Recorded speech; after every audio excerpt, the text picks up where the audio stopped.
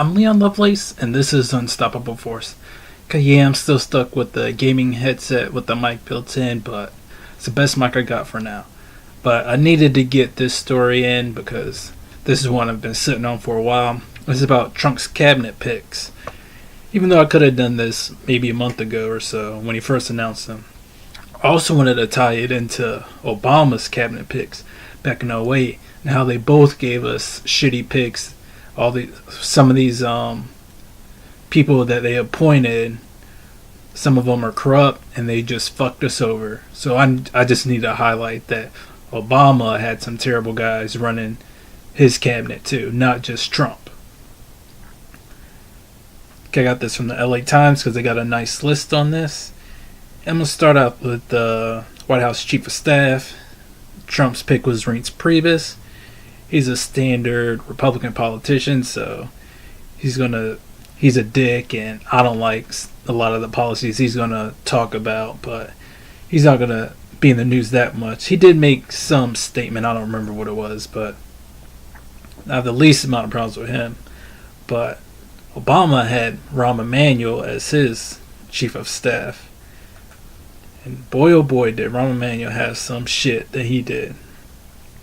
Because right now he's the mayor of Chicago.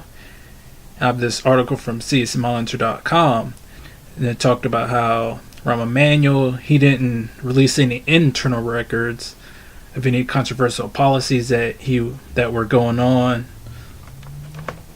when he was the mayor of Chicago. This was about 3 or 4 years ago.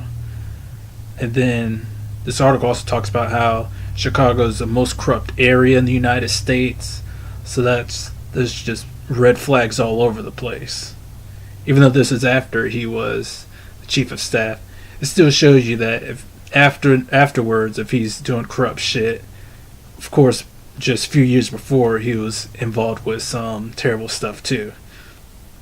Oh, him and the police in Chicago, they're trying to hide the footage of the shooting of Laquan McDonald, because that was a serious public shooting that when you watch the tape, they had film on it, and they hid the film because they knew that the film just shows the evidence of the police officer just egregiously killing Laquan McDonald over and over, pretty much just because he's fucking black. So that was just a race-based killing, and not sure if the cop was convicted. Because on the Wikipedia page, it says he was charged with first-degree murder. And it said the city reached a settlement, but I don't think he was convicted of murder. So, of course, you could just see the evidence of him getting killed just because he's black. I mean, he had a knife in his hand, but really, just because you're walking away from an officer with a knife in your hand doesn't mean he has the right to shoot you and kill you. Alright, and for the Secretary of State, Trump picked Rex Tillerson. He's a CEO of ExxonMobil. Or actually, I believe he still is a CEO. So that's just complete and utter open corruption right there. Just picking just a CEO of a company to run a business, to run the government, when he has no experience at all running the government.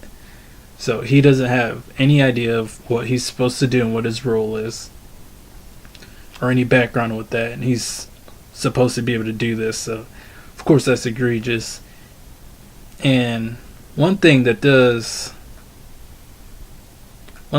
is a highlight about him being picked is that ExxonMobil has a deal with Russia on trying to drill in the Arctic. Maybe somewhere else, but Russia and ExxonMobil do have a multi-million-dollar deal to have a big oil project. So, Trump or Cenk Uygur has been from the Young Turks. He's been talking about how Trump's really in favor of Russia. Maybe that they've loaned him some money or a bunch of money because he can't get any loans from U.S. banks. So, I mean, it could be a big reason why he picked him because, I mean, as him being the CEO, of course he's going to approve any deal that has ExxonMobil to get any monetary gains. So he's just a big fucking conflict of interest right there. While Obama, his Secretary of State was Hillary Clinton. Of course, we don't like her at all because of her fucking flip-flopping on a whole bunch of issues, from minimum wage to carbon taxes or carbon tax, and just any other myriad of issues. So we don't like her. She's giving a whole bunch of speeches to bankers for $250,000. So it's a big conflict of interest right there. When she gets paid by them, and then it's going to try to run different offices in the government, especially if she has to regulate them. So that's just a huge fucking problem. First Secretary of Treasury, Steve Mnuchin, is Trump's pick. And I just read an article, or I have an article here from The Intercept, talk about how Steve Mnuchin, what he did was he just did a whole bunch of different, like, illegal and unethical foreclosures on people. He violated notices and waiting period statutes for state laws. Illegally backdated key documents.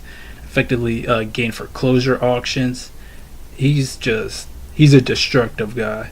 I don't want to say people are bad guys because that just sounds too childish and too comical, but this is some destructive shit right here, and he's a fucking disaster. So I mean, it's a crime that he didn't get arrested for this shit. And I think this also ties into some other woman, because this was for the state of California. Let's see if I can get to it. Yeah, the memo also raises questions about then California Attorney General Kamala Harris, who was sworn in as U.S. Senator on Tuesday. So she was a state attorney general when this was going on, and she didn't prosecute him at all. So she has some big flaws with her, and so we really got to get her the fuck out of the Senate. Put someone that's really progressive and actually arrest some CEOs that are breaking some laws. Because that's just some really corrupt shit for him to do all that illegal shit and not get punished at all. And see, because Steve Mnuchin, he's a Goldman Sachs partner. Timothy Geithner, he was Obama's pick for Secretary of Treasury. He was the Federal Reserve Bank of New York. He was in charge of it. So at first when I looked at that, I was like, oh, another fucking banker. But I said, hold on. Let me actually look him up to make sure that I should actually be mad at him for fucking us over. So first I looked it up, and the Reserve Bank of New York is actually pretty close related to his spot as a Secretary of Treasury, setting laws and just regulating financial institutions and stuff like that. So on paper he looked like he's a good pick. But then I looked YouTube, or the Young Turks, they talked about how Tim Geithner covered up money that he was just sending to top banks with taxpayer money as he was the Secretary of the Treasury. So it's like he's another fucking corrupt bitch that just fucked us over. So he's a disaster. An Attorney General, Trump's pick was Jeff Sessions. I did a news story about him already, about he's just such a racist guy back in the 80s that he couldn't get a nomination as a court justice. I don't think it's Supreme Court, but maybe an appellate court. But I mean, the guy, he just doesn't give a damn about black people or LGBTQ people at all. I mean, he's just a disaster. And then for Attorney General, Obama's pick was Eric Holder Jr. He's had some flaws. He's done some good things with civil rights and that area right there, but he did have some big flaws. Like he He said that, like, if the executive branch says that someone, gets already got due process, then that's good enough for legal procedures, which is totally incorrect, because someone gets due process, they need to go through the courts and actually have a good defense. So that's just egregious. And then Eric Holder also didn't prosecute the Wall Street bankers that crashed the economy, just sent this whole country and the whole world also into a giant recession over their just abuse and negligence. So that was just a huge flaw with him. It's like he wasn't that great, because it's going to happen again, because these guys didn't go to jail for just all that fraud and all that theft they did to the American people, and they're going to just keep doing it again and again until they get thrown in jail. So even though Eric Holder did some good things, he still had some bad flaws. So it's just a lot of disappointment going on right here. The Secretary of Commerce, Wilbur Ross, was Trump's pick. He's a chairman and chief strategist of investment firm W.L. Ross and Company. So another fucking banker, Wall Street banker, just running the government. And this says he specializes in distressed or bankrupt businesses.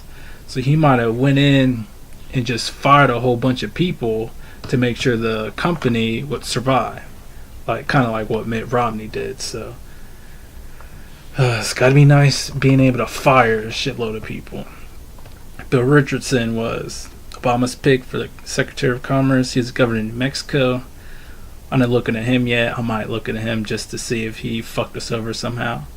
For Secretary of Labor, Andrew Putzer was Trump's pick. He's the president and the CEO of CKE Restaurants, which is a parent company of Carl's Jr. I think Hardee's also. And let's see. Andrew Putzer, he's just a wonderful guy, because what he's done is he's fought against he's against raising the minimum wage. He's probably against the formation of labor unions, making sure people have some good negotiating power with their employers. But yeah, he opposed Obama's proposal for $10.10 an hour for minimum wage, when even statistics show that the average worker produces about $15 to $16 an hour worth of goods and services. And he says $10 isn't enough. So he's just a fucking disaster and a fucking piece of shit that just wants to crush everybody, especially people that work for him. So he's terrible. Versus Hilda Soldis, which was Obama's pick for Secretary of Labor. She wasn't able to do too much, according to one article I wrote, but she did fight to get some extra customer protections. So she's a good pick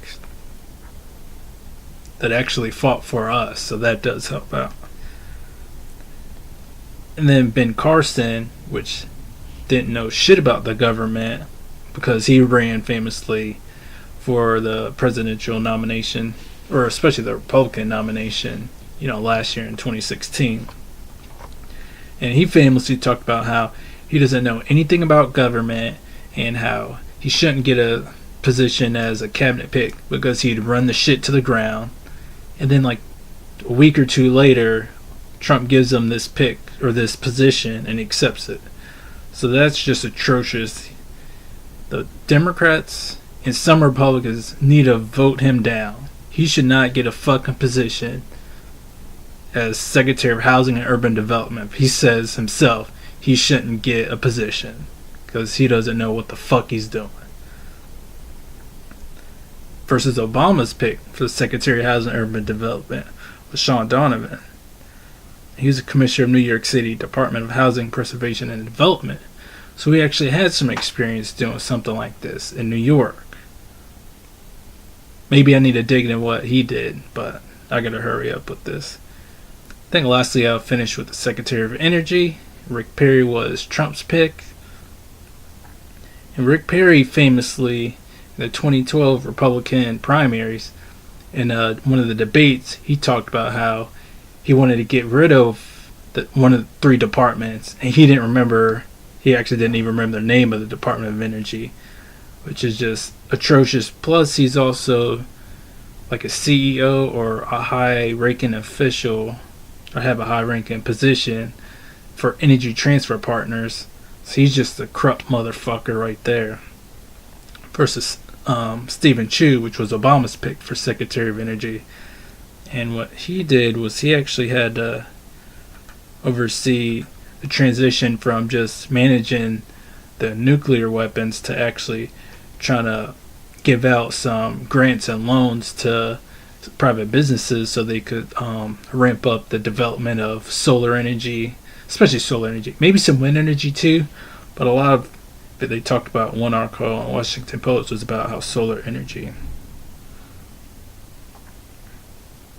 So from just managing nuclear weapons to actually developing solar energy was a big process. It was a lot that they weren't, just automatically ready to handle.